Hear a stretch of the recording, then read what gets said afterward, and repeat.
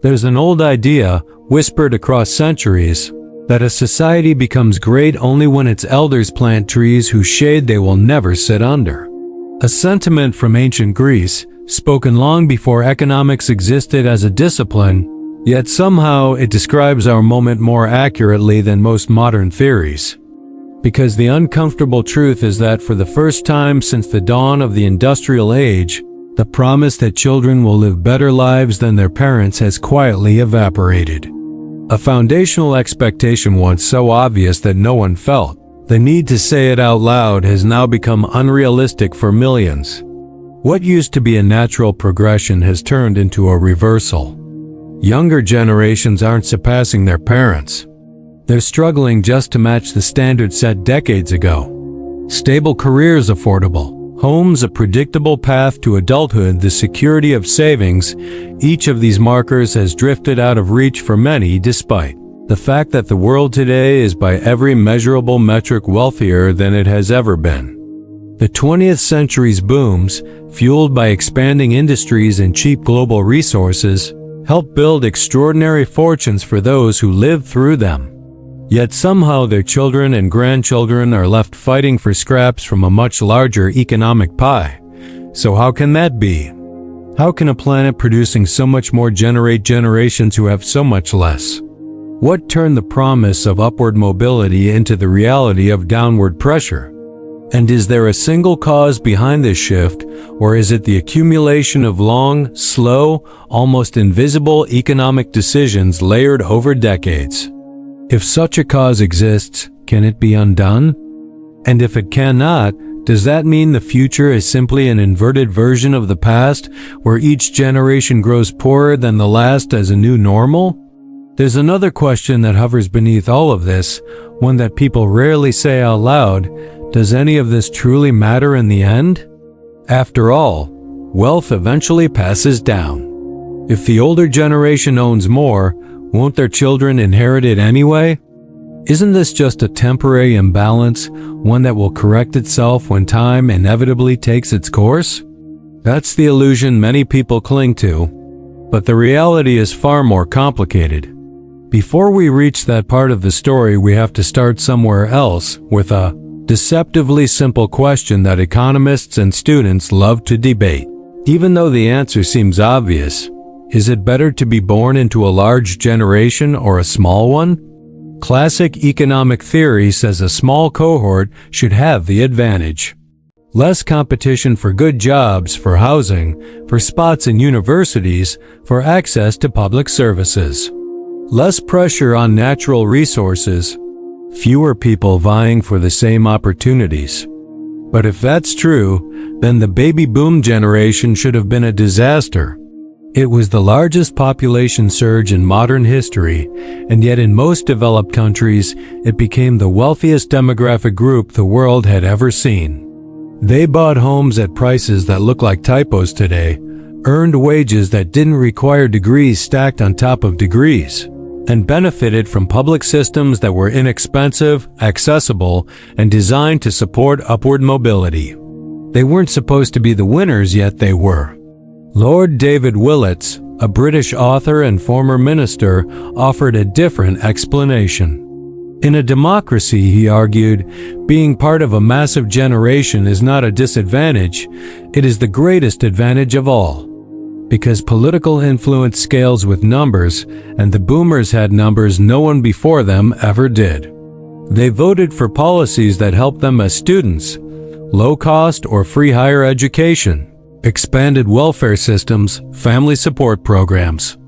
Then, once they entered their peak earning years, they voted for an entirely different set of priorities: lower income taxes, deregulation of industries, restrictions on international competition, and local zoning rules that protected the value of their property. In other words, their political power evolved with their life stage. In their youth, they asked for opportunity. In their middle age, they demanded protection. In retirement, they now seek security, pension stability, medical funding, and the preservation of accumulated wealth. And across much of the West, the political system responded each time. This wasn't unique to Britain. Similar patterns appeared in Canada, the US, Australia, and much of Europe. In Australia, two major elections were essentially decided by a single policy question: whether the tax advantages granted to retirement accounts should remain untouched. Older voters by sheer demographic weight decided the outcome both times. A 2017 study in the UK found something that only confirmed the broader picture. Political divisions had shifted over the decades. Class mattered less. Age mattered more. Voting patterns were no longer primarily about economic ideology, they were about generational self-interest. This isn't to say older voters acted maliciously. A democracy functions on people voting for what they believe will improve their lives. No one can fault individuals for doing what the system invites. But when one generation is extraordinarily large, its cumulative decisions reshape society in ways no previous generation ever could. That influence extends not just to public spending, but to the structure of entire markets, including the housing market, the most consequential economic battleground of the modern era. Housing is where the generational divide becomes impossible to ignore. Most people today think the story begins and ends with cheap houses in the past and expensive houses now. But the underlying forces are more complex and more revealing. Boomers didn't just buy when prices were low. They bought when the world was smaller. They were a large cohort living in a global population that was half and later a third of today's. Their competition for jobs, homes, and resources was vastly lower. And if you belong to the demographic majority in the countries that were booming at the time, your competition was even smaller still. This scarcity of labor meant employers had to compete for workers, not the other way around. Wages were pushed upward.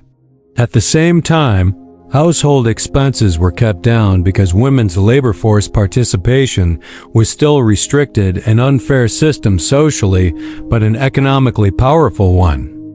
It meant one income was usually enough, because the unpaid domestic labor performed at home reduced the need for childcare, food services, and household support. These conditions created a financial environment where homeownership wasn't a dream, it was expected. It was normal. Houses weren't investments yet, they were commodities. Something you bought because you needed shelter, and something that would cost you less than your car in many cases. But that era didn't last. Over the decades, zoning laws restricted land use. New construction was slowed or banned outright in desirable areas. Cities expanded outward instead of upward. Land values soared while supply shrank. Investment culture shifted toward real estate as a store of wealth rather than a place to live. The transformation was gradual but relentless. And then interest rates fell. Low interest rates feel like a gift to homebuyers, but in reality they behave like lighter fluid poured onto real estate markets. They let banks lend more. They let buyers borrow more.